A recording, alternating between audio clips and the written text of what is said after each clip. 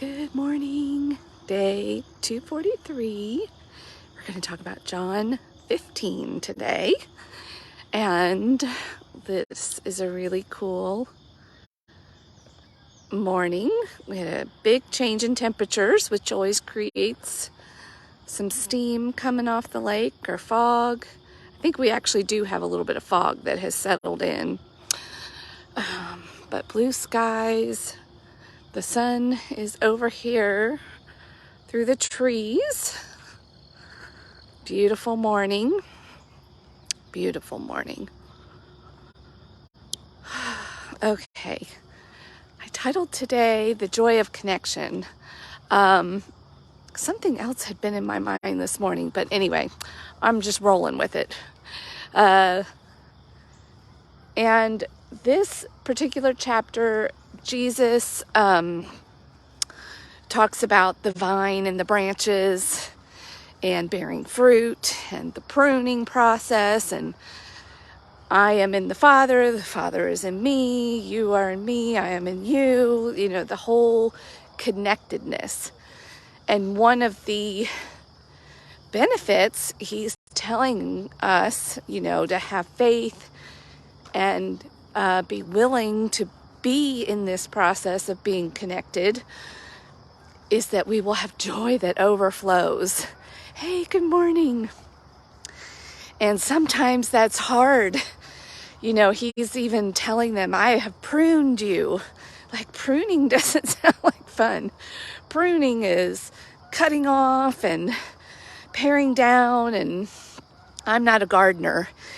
So, but I'm familiar enough with the process. And anybody who has pruned a plant knows that it's for the benefit of the plant. But I don't know if plants have feelings, but we imagine ourselves as that plant and we're like, ouch, it doesn't feel so good. But it is for our benefit. And in this particular analogy, God is the gardener. Jesus speaks a little more plainly through this parable. He's telling us the roles. So we don't have to I'm telling you what from yesterday. I don't know if anybody read my post from yesterday and listened to the post, but my brain's tired. So I'm glad he gave me a little break today and sort of spelled it out for me. So God, gardener, Jesus, vine, us, branches.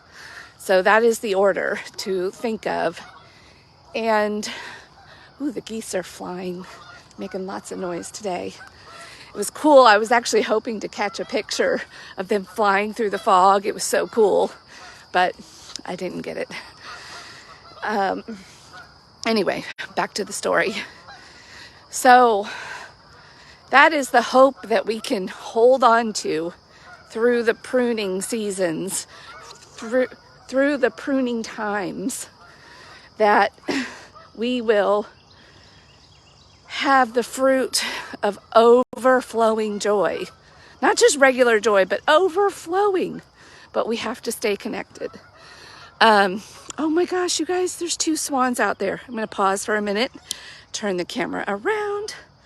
Oh my gosh, do you see the swans? Oh, you probably can't see. They're way out there. They're the bigger ones. But we've got a couple of white swans that are not normally with us. How cool is that? Look how cool, the mist. What a cool photo. I wish this would let me take a photo. Anyway, very, very cool. Oh man, if you're ever feeling down or just worn out, just go outside and you have to let yourself be in awe. You have to kind of let go of the cares of the world momentarily. That is the other where he lands in chapter 15. He talks about, you are not of the world anymore. Then the world may even hate you. He's preparing them. You're in me now. And I was thinking about this like actually looking at a tree. So let's look at a tree together and see how the branches they're out in the world, but they're connected in part of the tree. That's how we're supposed to be. And that's not always easy. It can be a little crazy making, actually, because unlike, the physical literalness of that, like those branches cannot get off and walk away from the tree. We can. We're like little branches with free will that can go, been fun knowing you, tree, but I think I'm going to go off here. I see another tree over there I want to go join, or there's a party over there, I want to go over there. And we know that if a branch were to do that, that it could not live. And yet we think we can. That's the just really interesting twist that God threw into his whole equation, creation, is this interesting thing called free will. We thrive, we have joy overflowing, like we are meant to be connected, but he gives us the choice to think, oh, you know what? I don't particularly like this vine and this branch and sitting here and doing this. I think I'm going to go and do my own thing. And then we can even meet other people that are worldly and they have decided to leave the tree. And then we create this awesome life going, hey, this is pretty good. Meanwhile, we have no idea. It's a shadow of what could be because we're not being fed. We are part of the tree, and yet we've decided, nah. I think that's a kind of a funny image. Might have to doodle that out. And yeah. So, but when you're connected to the tree, and that is where you're being fed, it can feel a little lonely. You see those branches that have exercised their free will and decided to go, and they look like they're having so much fun, and you're like, ah. But looks can be deceiving. And when we stay connected, and as we go through the pruning, and then bearing the fruit, and going through that whole process, then we're like, oh, I'm so glad I decided to be connected to what I'm actually made for and made to be connected to. Good morning. Talking about John 15 and overflowing joy, or the joy of connection, the joy of being connected to what you're made for, which is being connected to God's truth. He created us, he knows what we need, and we just need to trust. And it especially, well, I'm going to just speak for me that are fairly new, this whole spiritual journey. I have considered myself a Christian and tried really hard for a long time. But I was connected vicariously, I wasn't directly connected. I was being fed baby food from other people's, interpretations in Bible study. Hadn't read it for myself. And so that's still connected, better than not being connected, I think. Maybe not in some cases. Because there are lots of wolves in sheep clothing in the church. And a lot of people maybe that haven't read the book themselves teaching about it. So each person, because we have free will, God also gives us responsibility for our own lives, our own faith walk, our own experience of life. That we can't escape that. That is the other side of the coin of free will, is responsibility, personal responsibility. But when you surrender to the truth of all of this and just go, okay, fine, Uncle, you win. There definitely is a pruning process. I think I'm in it. It doesn't always feel good. It feels as I'm becoming disconnected from the world and moving over to the vine. There's parts of that hurt, that don't feel right, that I know some people are probably looking at me going, oh, she's weird. But I just have to remind myself of the truth and stay plugged in, stay connected. And there are days definitely when I feel tremendous joy. I can see it on the horizon, maybe the bearing of the fruit, and just asking for the perseverance. That's the other really nice part of this particular chapter. It says, when you're connected, ask me for anything. Ask me for anything, and it will be given to you. Boy, it is noisy this morning. Do you hear all of the flocks of geese? Look at that beautiful, beautiful sunrise.